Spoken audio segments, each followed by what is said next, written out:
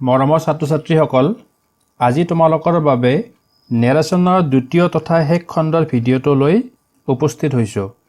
এই ভিডিঅ'টোত মই ইম্পাৰেটিভ সেন্টেন্স, এক্সক্লেমেটৰী সেন্টেন্স আৰু অপটাটিভ সেন্টেন্সৰ নেৰেশ্যনৰ নিয়মসমূহ আলোচনা কৰিম। প্ৰথমটো ভিডিঅ'ৰ লিংক ডেছক্ৰিপশ্যনত দিয়া আছে। যদি তোমালোকে ভিডিঅ'টো চোৱা নাই তেনেহ'লে চাই ল'বা। গতিকে পলম নকৰি আহা আমি মূল ভিডিঅ'টো আৰম্ভ কৰোঁ। নেৰেশ্যনৰ নিয়মবোৰ আলোচনা কৰাৰ আগতে এটা কথা তোমালোকক আকৌ এবাৰ মনত পেলাই দিয়াটো ভাল হ'ব বুলি মই ভাবোঁ। তলৰ বাক্যটোলৈ মন কৰা। Raju said, I go to school. ইয়াত ৰাজু said এই ক্লজটো হ'ল ৰিপৰ্টিং স্পীচ আৰু I go to school এই ক্লজটো হ'ল ৰিপৰ্টেড স্পীচ। আকৌ Raju said, I go to school ইয়াত said হ'ল ৰিপৰ্টিং ভাৰ্ব আৰু go হ'ল ৰিপৰ্টেড ভাৰ্ব। গতিকে কোনটো ৰিপৰ্টিং ভাৰ্ব আৰু কোনটো ৰিপৰ্টেড ভাৰ্ব এইটো ভালদৰে মনত ৰাখিবা। Imperative সেন্টেন্সৰ narration. নাম্বাৰ এ, যদি ৰিপৰ্টেড স্পীচটো ইম্পাৰেটিভ সেন্টেন্স হয় তেনেহ'লে ইনডাইৰেক্ট স্পীচত বক্তাৰ মনৰ ভাৱ অনুসৰি ৰিপৰ্টিং ভাৰ্বৰ ঠাইত অৰ্ডাৰ, এডভাইচ, টেল, কমাণ্ড, আস্ক, ৰিকুৱেষ্ট, এণ্ট্ৰিট, বেগ, প্ৰে, ফৰবিড আদি ব্যৱহাৰ কৰিব লাগে আৰু ৰিপৰ্টেড স্পীচৰ ভাৰ্বৰ আগত টু বহুৱাই তাক ইনফিনিটিভ ফৰ্মলৈ পৰিৱৰ্তন কৰিব লাগে। তলত এটা বিশেষ দ্ৰষ্টব্য দিয়া হৈছে, এইটো চাই লোৱা। যেতিয়া কোনো ভাৰ্বে মাত্ৰ কাৰ্যৰ নাম প্ৰকাশ কৰে তেতিয়া তাক ইনফিনিটিভ বোলা হয়। যেনে the boy wants to play নাও। ইয়াত প্লে ভাৰ্বৰ আগত টু বহুৱাই তাক ইনফিনিটিভ ফৰ্মলৈ পৰিৱৰ্তন কৰা হৈছে। সাধাৰণতে ভাৰ্বৰ আগত টু বহুৱাই ইনফিনিটিভ কৰা হয়। আমি ভাৰ্বৰ ভিডিঅ'ত ইনফিনিটিভ ভাৰ্বৰ বিষয়ে বিশদভাৱে আলোচনা কৰিম। এতিয়া এক্সাম্পল চোৱা। ডাইৰেক্ট স্পীচত আছে Ram said to his wife, come here. Indirect স্পীচত এইটো হ'ব Ram requested his wife to go there. ইয়াত ৰিপৰ্টিং ভাৰ্ব saidৰ সলনি requested ব্যৱহৃত হৈছে আৰু ইয়াৰ পিছত ৰিপৰ্টেড ভাৰ্ব কামৰ সলনি go ব্যৱহাৰ হৈছে আৰু তাৰ আগত to ব্যৱহাৰ কৰি সেইটো ইনফিনিটিভ ফৰ্মলৈ ৰূপান্তৰিত কৰা হৈছে। গতিকে Ram requested his wife to go there. ৰামে তেওঁৰ পত্নীক তালৈ যাবলৈ অনুৰোধ কৰিছিল। নেক্সট এক্সাম্পলটো চোৱা। ডাইৰেক্ট স্পীচত দিয়া আছে My mother said to me, do not waste your time. Indirect স্পীচত এইটো হ'ব My mother advised me not to waste my time. ঠিক একেদৰেই যিহেতু এজন মাতৃয়ে তেওঁৰ সন্তানক কথাখিনি কৈছে, গতিকে ইয়াত ৰিপৰ্টিং ভাৰ্বৰ ঠাইত এডভাইচ ব্যৱহাৰ হ'ব আৰু ৰিপৰ্টেড ভাৰ্বৰ সন্মুখত টু ব্যৱহাৰ কৰি তাক ইনফিনিটিভ ফৰ্মলৈ ৰূপান্তৰিত কৰা হৈছে। অৰ্থাৎ মোৰ মায়ে মোক মোৰ সময় অপচয় নকৰিবলৈ পৰামৰ্শ দিছিল। নেক্সট এক্সাম্পলটো চোৱা। ডাইৰেক্ট স্পীচত দিয়া আছে Rahim said to his brother, don't hate the poor. Indirect স্পীচত এইটো হ'ব Rahim forbade his brother to hate the poor. অৰ্থাৎ ৰহিমে তেওঁৰ ভায়েকক দৰিদ্ৰসকলক ঘৃণা কৰিবলৈ নিষেধ কৰিছিল।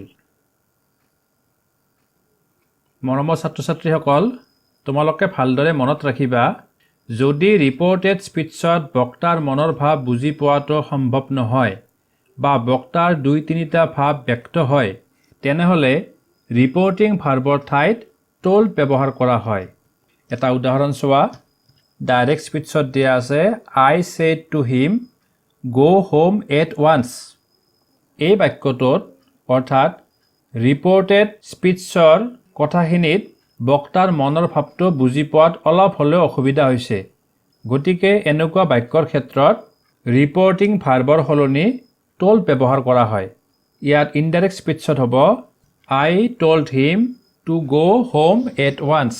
মই তেওঁক একেবাৰতে ঘৰলৈ যাবলৈ কৈছিলোঁ। নাম্বাৰ বি, ৰিপৰ্টেড স্পীচত সম্বোধন পদ থাকিলে ইনডাইৰেক্ট স্পীচত সেই সম্বোধন পদ কেতিয়াবা বাদ দিব পাৰি যেনে ডাইৰেক্ট স্পীচত দিয়া আছে he said to me excuse me sir indirect স্পীচত এইটো হ'ব he begged me to excuse him ইয়াত ছাৰ বুলি যে সম্বোধন কৰা হৈছে সেই সম্বোধন পদটো ইনডাইৰেক্ট স্পীচত বাদ দিব লগা হৈছে কেতিয়াবা আকৌ সম্বোধন পদ বেলেগ ধৰণে দেখুৱাব লগা হয় যেনে ডাইৰেক্ট স্পীচত দিয়া আছে he said Pradeep go there indirect স্পীচত এইটো হ'ব he told Pradeep to go there আমি আগৰ উদাহৰণত পাই আহিছোঁ যে যেতিয়া বক্তাৰ মনৰ ভাৱ বুজি পোৱাত অসুবিধা হয় তেনে ক্ষেত্ৰত ৰিপৰ্টিং ভাৰ্বৰ সলনি টল্ড ব্যৱহাৰ কৰা হয় এইটো নেৰেশ্যনৰ ক্ষেত্ৰতো সেই একে নিয়ম প্ৰযোজ্য হৈছে এতিয়া আমি আগলৈ আগবাঢ়ো নাম্বাৰ চি ডাইৰেক্ট স্পীচটো লেটৰে আৰম্ভ হ'লে আৰু ই কোনো প্ৰপ'জাল অৰ্থাৎ প্ৰস্তাৱ বা ছাজেশ্যন অৰ্থাৎ মতামত বুজালে ইনডাইৰেক্ট স্পীচত ৰিপৰ্টিং ভাৰ্বৰ ঠাইত অৰ্থ অনুযায়ী প্ৰপ'জ বা ছাজেষ্ট ব্যৱহাৰ কৰা হয় আৰু লেটৰ সলনি শুড ব্যৱহাৰ হয় যেনে ডাইৰেক্ট স্পীচত দিয়া আছে he said to me let us play এই বাক্যটোৱে এটা প্ৰস্তাৱ বুজাইছে গতিকে ইনডাইৰেক্ট স্পীচত এইটো হ'ব he propose to me that we should play তেওঁ মোক প্ৰস্তাৱ দিছিল যে আমি খেলিব লাগে নাম্বাৰ ডি ডাইৰেক্ট স্পীচৰ আদিতে লেট শব্দই যদি প্ৰস্তাৱ বা মতামত নুবুজায় পাৰ্মিশ্যন অৰ্থাৎ অনুমতি বা প্ৰেয়াৰ অৰ্থাৎ প্ৰাৰ্থনা বুজায় তেনেহ'লে ইনডাইৰেক্ট স্পীচত লেট ভাৰ্বৰ সলনি মাইট বা মাইট বি এলাউড বহে আৰু অৰ্থ অনুসৰি ৰিপৰ্টিং ভাৰ্বটো সলনি হয় যেনে ডাইৰেক্ট স্পীচত দিয়া আছে হি সেড লেট মি গ' হোম নাও ইনডাইৰেক্ট স্পীচত এইটো হ'ব he wish that he might be allowed to go' home then ইয়াত ইনডাইৰেক্ট নেৰেশ্যনত ৰিপৰ্টিং ভাৰ্বৰ সলনি উইচ আৰু লেটৰ সলনি মাইট বি এলাউড ব্যৱহাৰ কৰি আৰু তাৰ লগতে ৰিপৰ্টেড ভাৰ্ব গ'ৰ আগত টু ব্যৱহাৰ কৰি ইনফিনিটিভ ফৰ্মলৈ ৰূপান্তৰিত কৰা হৈছে গতিকে এইটো হ'ব he wish that he might be allowed to go' home then তেওঁ বিচাৰিছিল যে তেতিয়া তেওঁ ঘৰলৈ যাবলৈ অনুমতি দিব লাগে আৰু এইটো আছিল ইম্পাৰেটিভ চেণ্টেন্সৰ শেষৰটো নিয়ম এতিয়া আমি এক্সক্লেমেটৰী চেণ্টেন্সৰ নেৰেশ্যনৰ নিয়ম শিকিম এক্সক্লেমেটৰী চেণ্টেন্সৰ বাক্যত ডাইৰেক্ট স্পীচৰ পৰা ইনডাইৰেক্ট স্পীচ কৰিবলৈ বক্তাৰ মনৰ ভাৱ বুজি ৰিপৰ্টিং ভাৰ্বৰ পৰিৱৰ্তে এক্সক্লেইম উইথ লিখি joy sorrow wonder regret delight surprise আদি যিকোনো এটা বহুৱাই ডেট ব্যৱহাৰ কৰিব লাগে লগতে ৰিপৰ্টিং ভাৰ্বৰ টেন্স অনুসৰি ৰিপৰ্টেড স্পীচটো এছাৰ্টিভ চেণ্টেন্সলৈ পৰিৱৰ্তন কৰিব লাগে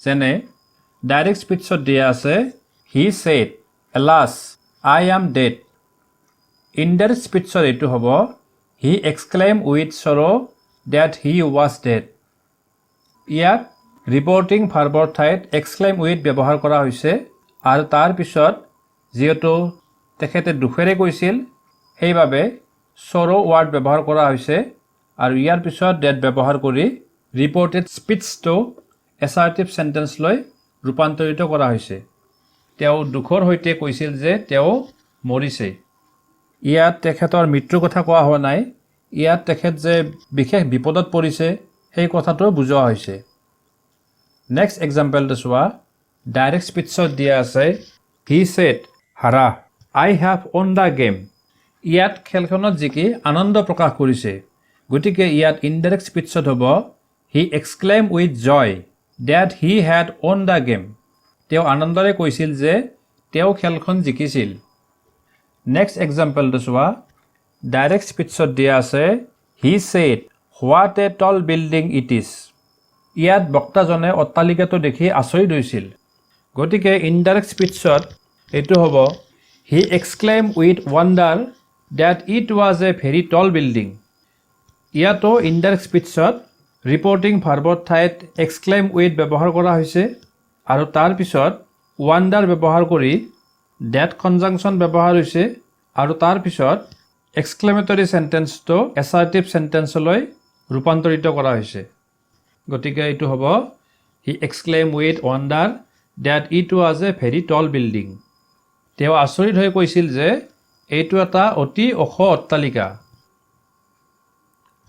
এতিয়া আমি অপটাটিভ চেণ্টেন্সৰ নিৰ্বাচনৰ নিয়মটো শিকিম। অপটাটিভ চেণ্টেন্সৰ বাক্যবোৰ হ'ল একোটা ইচ্ছা প্ৰকাশক বাক্য।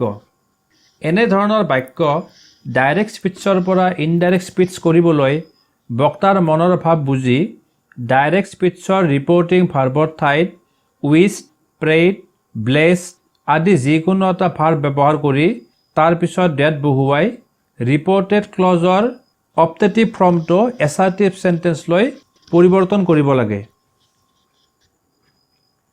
যেনে ডাইৰেক্ট স্পীচত দিয়া আছে he said to me may you live long. এই স্পীচটোত বক্তাজনে মোক দীৰ্ঘজীৱী হোৱাৰ ইচ্ছা ব্যক্ত কৰিছে। গতিকে ইনডাইৰেক্ট স্পীচত এইটো হ'ব he prayed that I might live long. তেওঁ প্ৰাৰ্থনা কৰিছিল যাতে মই দীৰ্ঘজীৱী হ'ব পাৰোঁ। নেক্সট আৰু এটা এক্সাম্পল চোৱা। ডাইৰেক্ট স্পীচত দিয়া আছে Rahul said to me may you be happy. Indirect স্পীচত এইটো হ'ব Rahul blessed me that I might be happy. ৰাহুলে মোক আশীৰ্বাদ দিছিল যে মই সুখী হ'ব পাৰোঁ। নেক্সট আকৌ এটা এক্সাম্পল চোৱা। ডাইৰেক্ট স্পীচত দিয়া আছে we said long live our principal. Indirect স্পীচত এইটো হ'ব we wish that our principal might live long. আমি আশা কৰিছিলোঁ যে আমাৰ অধ্যক্ষ দীৰ্ঘজীৱী হওক।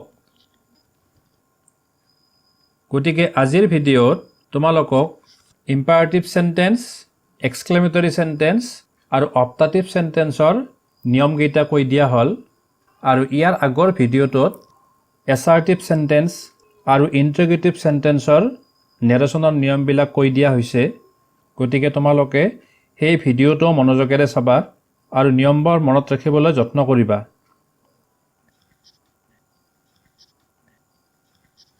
আজিৰ ভিডিঅ'টো ইমানতে সমাপ্ত হ'ল। ধন্যবাদ।